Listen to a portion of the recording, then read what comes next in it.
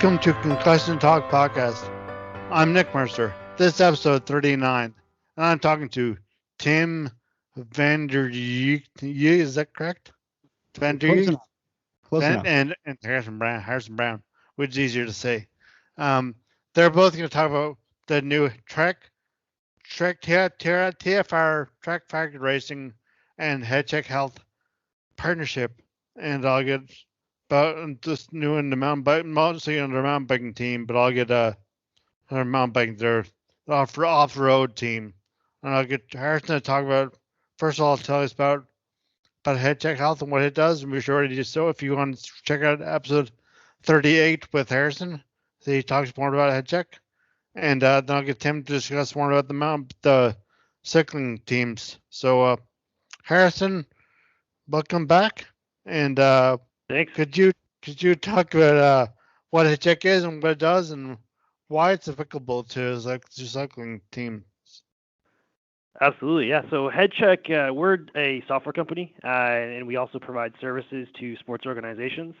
And really what we do is kind of twofold. The first one is we make a really practical solution for organizations to execute a concussion policy.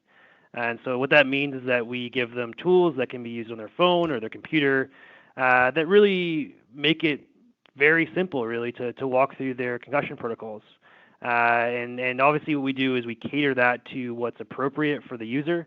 So if the person is not medical, it's really more of a recognize and remove and document situation. If they are medical, then we do give them the tools and tests that they would need to run. The second reason, I guess the second part of that is just really providing oversight on whether the policy is being followed. So we do provide almost like an audit tool for the organization to show, hey, did the policy get followed, and what are areas that we can help improve the safety for those athletes. And so the reason why it's applicable to folks like Trek and really any organization like that is. I think in those sports, there's really not much going on right now in terms of a pressure to follow policies and to execute them like there are in traditional sports like hockey or football.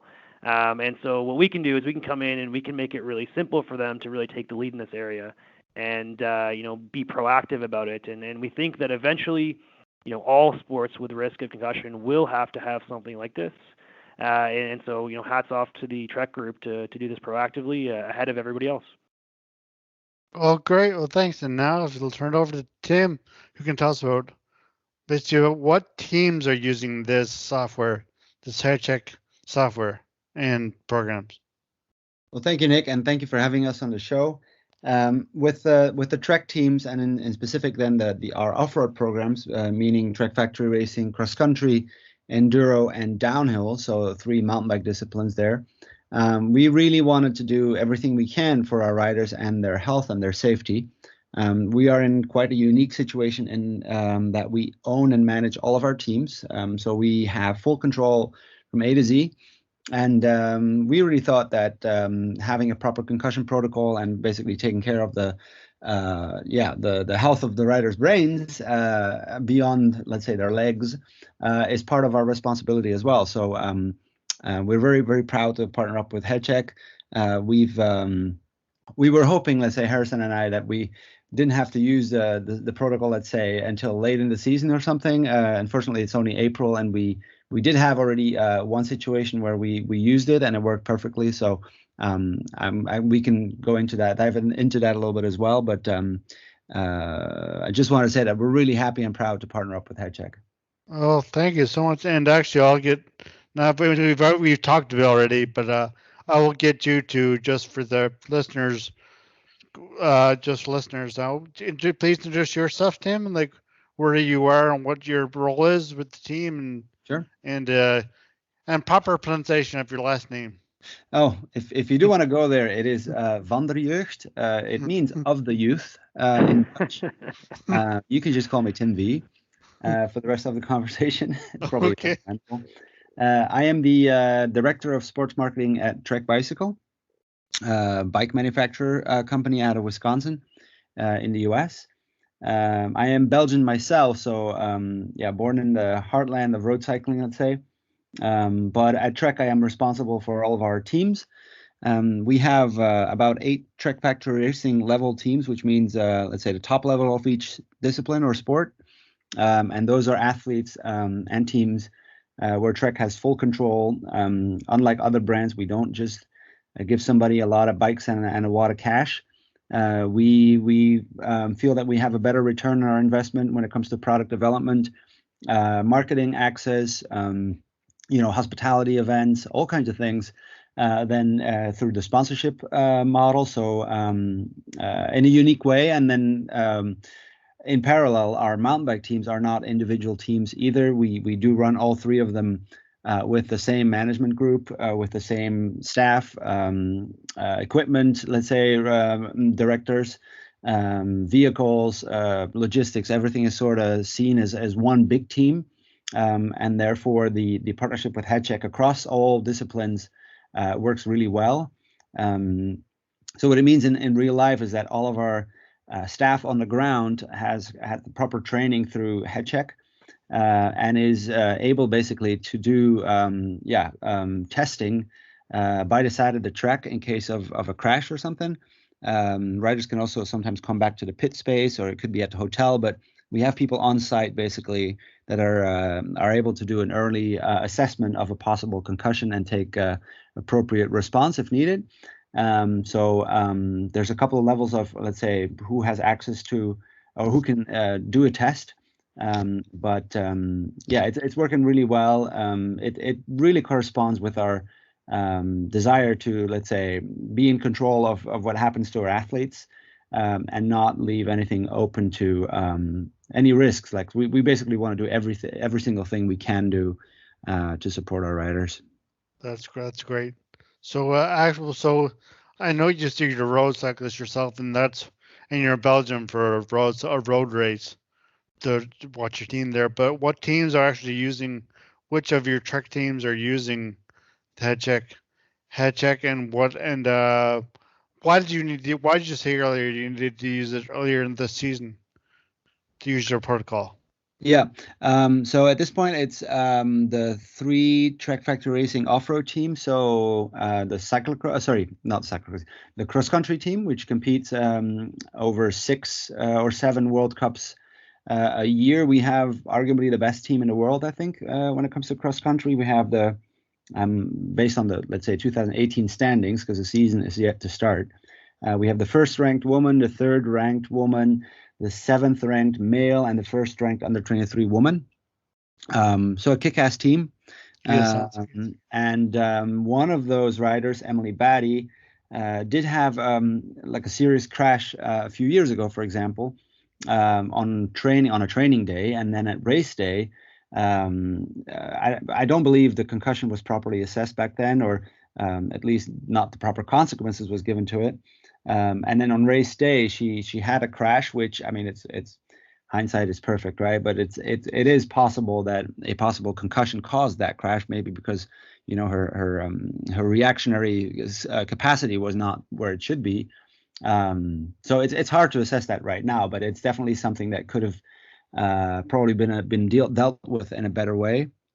So that's our cross country team. Then we have our enduro team, which is the rock and roll sport of mountain biking. Basically, those people go out there on the mountain for a whole day. They complete stages in downhill stages, but they have to, just like rally car racing, have to get to the start of each race within a certain amount of time. They are fully responsible of their equipment. Everything gets a label, and they have to get through the weekend on the same equipment. So it's about balancing your bike and not going too hard, because you need to keep your material intact for the whole weekend. So that team is where we had an incident 2 weeks ago. Katie Winton, who's I think 3rd ranked in the world, had a gnarly crash in race day. She was taken out of the race, so that was an immediate response. I mean, she just failed to start the next stage, so it's not like we needed to take the decision, let's say. But she was assessed by James, who's our caretaker, or soigneur is the proper word for it. and a concussion was diagnosed. So we've been following up with Katie over the last 2 weeks now. Harrison, I'm assuming that that kind of data and protocol has come to your attention as well over the last 2 weeks. Yeah, I mean, I've been in contact with James, and a couple things that we do here at HeadCheck is,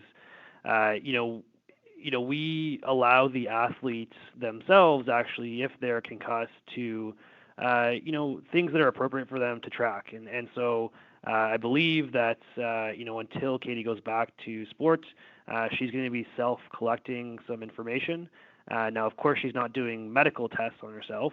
She's just simply tracking things like how she's feeling, how she slept, anything like that could really help a care provider. And so that information is obviously stored on her profile. And, we're also trying to get her access to, a health professional in her area, because I know that you guys travel quite a bit.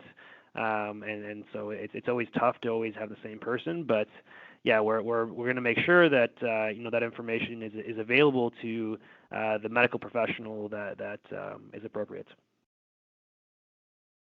So that's great. Wow. So Tim, sorry, were you? So you talk about your downhill team stuff. Do you talk about your downhill team? So that's the third team, let's say. Those are, let's say, the craziest of our mountain bikers. They literally jump off mountains. So we have 4 riders on that team. They're the newest team in the Trek Factory Racing umbrella, let's say. Young team, I think we have the youngest team in the world. Average age is, I think, under 21. But very ambitious. We actually just won important national level races in the US and in the UK yesterday with Charlie Harrison and Reese Wilson. But yeah, those are they go down the mountain fast. So it's very important for us to have the same kind of access to HeadCheck for them. It's different. They do one run a weekend, let's say, but they do it several times. Yeah. So we have a pit space at the bottom of the hill with people that can do concussion assessment if needed. So yeah, those are the 3 teams: cross country, enduro, and downhill. That's about it. Well, I was going to ask you why it's important for non-contact sports such as wonder and track athletes, but you've covered that with what you've been saying already. So you see why your team definitely does. And but you were saying this just yesterday, even in the road race, there was an incident that there was a serious incident for the lead rider, number 1 rider, defending champion. Yeah. So yeah, non-contact sport maybe is not what you think of when you think of concussions, but they are very much a real thing. Just yesterday, I was at the race as well at the Tour of Flanders, which is a 1-day race on the road circuit, a very famous race.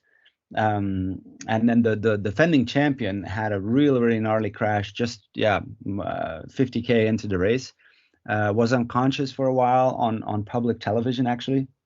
Wow. Surrounded by his teammates, who you could see on their faces how scared they were of what they were seeing. There was a photographer sort of blocking the face of the rider at moments, so it wasn't that. I mean, it was not bad. It was not nice to look at. But anyway, he was out of the race. He was taken to a hospital, and the team. Just to be clarified, he's not on a Trek team. He rides for a French team. But his French team communicated shortly after that he had a severe concussion and he's going to be out for Paris-Roubaix, which is next Sunday, which is another really big race, and he's won it in the past as well, that rider. So yeah, absolute bummer for that team, absolute bummer for him.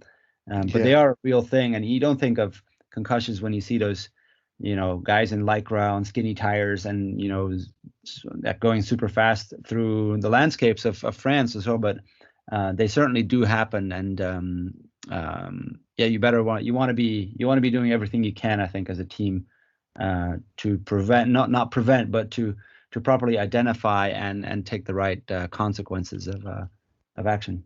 Yeah. Right. And one of the things, just to jump in here, I mean, one of the things that we talked about last year was there was a road race. I think it was in Belgium, Tim. You might have to correct me here, but there was a rider that went down, and visibly it appeared as though he had a concussion. And I mean, obviously you can't tell from just looking at someone, but it didn't look like they were fully there, and there was no assessment or removal from play or sport type test done. Yeah.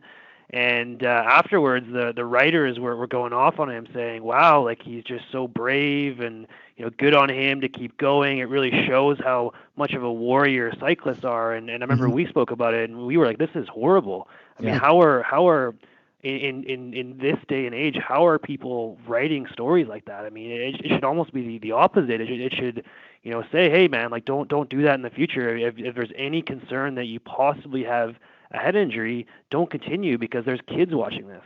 Yeah. Yeah. This was a rider that actually ended up signing for the Trek team later. So he was on a different team at that point. And in race support is limited to mechanical support. So what happened there is that somebody on a motorbike who is responsible for providing spare wheels and not much more than that checked up the guy's bike, assessed it as fine, it was rideable, and basically allowed him to get back on his bike and continue the descent, whereas he was clearly concussed and he was going left to right on the road and almost caused other people to crash as well. Well, so yeah, and you have a very fair point there, Harrison. There's still too much of that heroism of the old days where riders would cross Italy with a tube stretched to their backs, and that's no longer how we should be looking at these things. And if somebody's concussed, we need to be taking that very, very seriously and not give them a heads up for continuing to ride. Yeah. We always talk. Sorry, go ahead there. Well, I was going to say we always one of the things that we always talk about here at HeadCheck is education and awareness is just so important. And the way that we approach it is anything that possibly has the ability to increase the awareness and education level of the general public on concussions is important. And the way we approach it at HeadCheck is we're probably not the right people to be educating. And there are way better groups out there, and here in Canada we have some fantastic non-for-profits that do this already. But education should be free and everybody should have it. I think, any sport that you're in where a concussion is possible, everybody should have an easy way to access that information, and the riders as well, I think. I mean, it happens in traditional sports here in North America with football and hockey where, people just don't report it, and they know they have issues, but they don't want to tell their team. And, I hope that through education and awareness, and we can get that out of sports here and also sports like cycling as well. Yeah, and I hope those things like this and other websites just get that info out there, so to everybody who can more times the info gets out there, the more prevalent it is, so people actually listen to it and abide by recommendations. So it was great to have HeadCheck and Harrison included in our team camp in Spain that we had in February, where all the riders were present. And basically introduce what HeadCheck does and provide more information about concussions. And you could see, Harrison, you can confirm that the riders were very intrigued by it. They had a lot of questions. And I think, Harrison, you also, I think you told me afterwards at night at the bar that you asked the riders how many concussions they've had, or at least how many diagnosed versus undiagnosed ones. Maybe you can tell Nick about that. Sure, yeah. Yeah, I mean, so the setup of our trek is pretty cool. I mean, we were pretty blown away by it. Basically, we flew overnight to Barcelona and then Valencia, and then we rented a car and drove to an undisclosed location in the mountains where Trek had, leased out this almost castle, and they brought in all the riders, they brought in sponsors, they brought in team staff, and it was really cool. And we got the opportunity to come there, and one of the things that we do at HeadCheck is we actually have our own medical professionals, and we brought one of our individuals along, and he was tasked with essentially doing the baseline screens for these athletes. And so, obviously baselines, there's definitely a value to them when you have a medical professional. And so we felt that it was important for them to have that information. And, part of that experience is really asking them, and unfortunately people can just say whatever they want, but, have you ever had a diagnosed concussion? How long ago was it? Have you ever had any undiagnosed concussions? And one of the things that we found is just simply, maybe it's a mountain biking thing, but the number of undiagnosed concussions that people thought they had was astronomical. And I think that's really a reflection of the fact that maybe documenting and assessing and going to the doctor and seeing the appropriate medical staff for concussions in mountain biking just isn't there yet. And it really blew us away. But I think it was really cool just meeting all the athletes and kind of hearing their stories, and everybody seemed to really care about it, and a lot of times that's not the case. And so for us, that was a reflection of the fact that this was definitely the right thing to do, and it's definitely needed in downhill and in the other sports as well. Mm-hmm. Well, I was just going to ask you which of the three sports they're using HeadCheck. Which of the three teams do you think is most susceptible to concussion? Which team do you think will use HeadCheck the most, or which team do you anticipate would find it most useful? Well, I'm hoping we'll need HeadCheck almost no time. So Hopefully not at all. Yeah. Hopefully none. Yeah, that would be hopefully none. The right number, but we're already at one, so it's hard to say if the gravity teams, enduro and downhill, are going to need it more than cross country. That would be like my inkling, but cross country can take gnarly crashes as well. I mean, they it's getting more and more technical on their side as well. With man-made obstacles versus just trails. There's getting more and more technical stuff in there. I'm not sure. I hope again that nobody's going to need. How long are the enduro races? The enduro races are usually 7 to 10 stages spread over 1 or 2 days. So they're probably out there for the longest. Downhill runs are between 2.5 and 5.5 minutes. Okay. That's race run, but they do a lot of practice runs at 95% or 97% of speed. So it's pretty dangerous as well. And in cross country, one of their races takes an hour and a half usually. But they're out there a lot as well. So it's hard to see.